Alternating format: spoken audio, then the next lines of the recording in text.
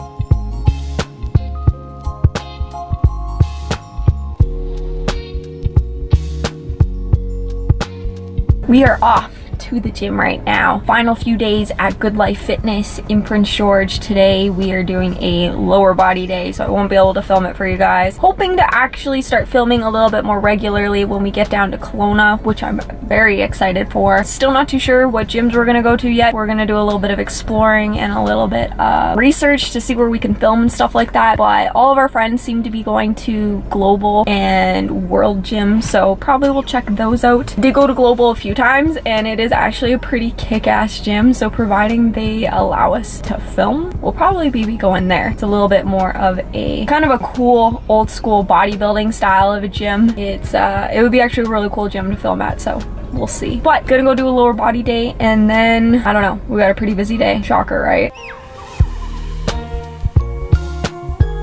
Man, your reverse diet is on point. I am so excited with the results that I'm seeing so far, where you still look really nice and lean. It's important to remember too that we're not just reversing out of a caloric deficit, we're reversing out of being so restrictive with our lifestyle as well. Being a flexible dieter means just that. We need to allow ourselves flexibility into our day.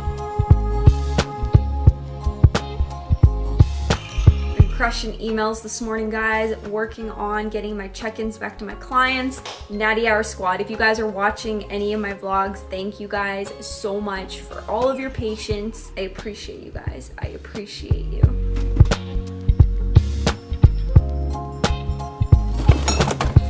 Alright, about to make a salad, trying to introduce some more vegetables into my diet. I do eat the bare minimum of the 2 to 3 servings, but I am gonna try to start eating more fruits and vegetables just because, you know what, micronutrients are just as important as hitting your macronutrients, so something I'm gonna start doing a little bit better, you guys. To be honest, I am not the biggest vegetable eater. I'm not gonna lie to you. I hate vegetables, and I know there are other people out there who probably hate vegetables too, but you know what? That doesn't mean that you don't eat them. You suck it up and you eat them. Why? Because you fucking have to. It's important. But as you guys will notice in my fridge, I got beer, I got rock stars, and I got some other stuff that I love as well. All about that balance, you guys. All about that balance. Shameless plug. If you guys missed my video of how to track your alcohol, fucking click it right there. Fucking click it. Go watch it.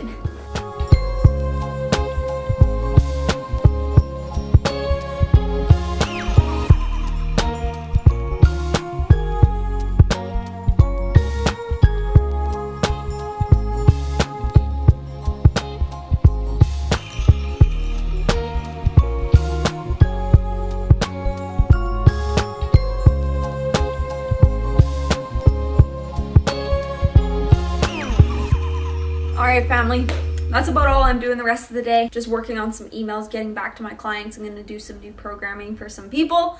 I'm gonna end the vlog right here, but first, let's cue to the topic of this video. I know you guys have been waiting so patiently. 3, 2, 1.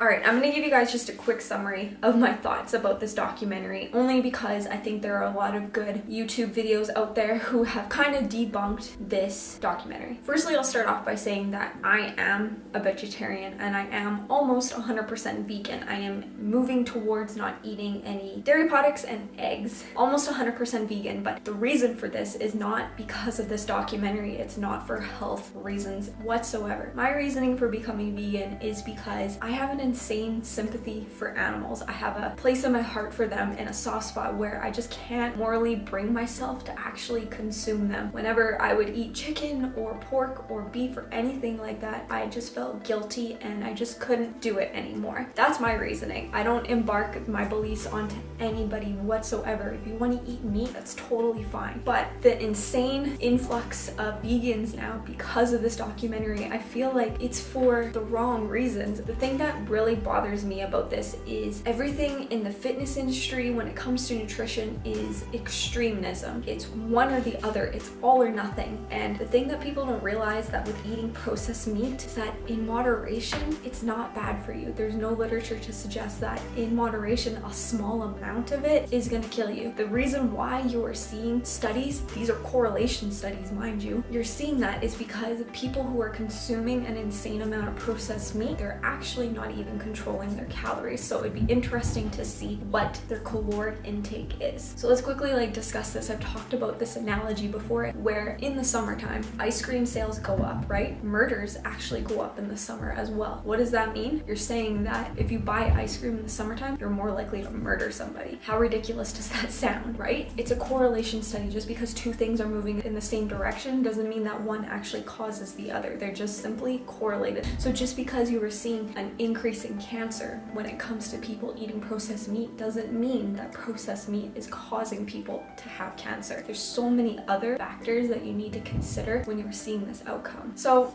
I'll be completely honest with you guys, I didn't actually finish watching this documentary, so I can't even give a full objective analysis of that. Like I said, there's other people who've done a good job of this. Dr. Lane Norton did a really good video on it, and Mike Viconte and Ben McCumber did a good video on it, so I'll link those down below if you guys want to see a overall objective analysis. Make sure you guys check those out, but I'm just giving you my brief analysis of my feelings towards it because I think people becoming a vegan because they're afraid that they're gonna get cancer is the wrong reason. If you want to become a vegan because you care for animals or because maybe you just morally don't like consuming meat and doesn't make you feel good, then by all means, I fully support that. But if you think that it's gonna lead to cancer based on this documentary, you guys gotta do your research a little bit more. As you can tell, that's why I had to shut this documentary off. You can tell that it's completely biased and where it was going the entire time. That's the thing with these Netflix documentaries. They don't look at both sides. They just demonize one thing like they did with sugar and GMOs and other things that they demonize, and they don't take an objective approach and look at both sides of the spectrum to see and get a clear conclusion what they're trying to draw from this. So overall, my takeaway from this, from my feelings of what the health is, don't be an extremist. If you want to have a hot dog once a week, if you want to have bacon once a week, make sure you count your calories. Make sure you're getting a sufficient amount of fruits and vegetables. Make sure you're getting a sufficient amount of fiber in your diet. It doesn't have to be this all or nothing bullshit that the fitness industry keeps projecting. If you're having bacon and hot dogs 3 times a day, then you're in a significant caloric surplus. Yeah, the health complications in the future probably are going to increase. People don't think about that. Context is key here. If you have bacon a couple of times a week and you control your calories, you get a sufficient amount of fruits and vegetables and fiber, are the health complications going to be the same if you're having bacon 5 times a day and not controlling your calories? Of course not. Context is key. If you want to have a little bit of processed meat, it's okay. Everything in moderation, you guys. Everything in moderation. Question of the day, you guys. Comment down below. I want to know what your thoughts are on this documentary. It's really hot right now. It's a very hot topic, and I'm curious to what your thoughts and beliefs are on this documentary. So comment down below, you guys. Thanks for watching.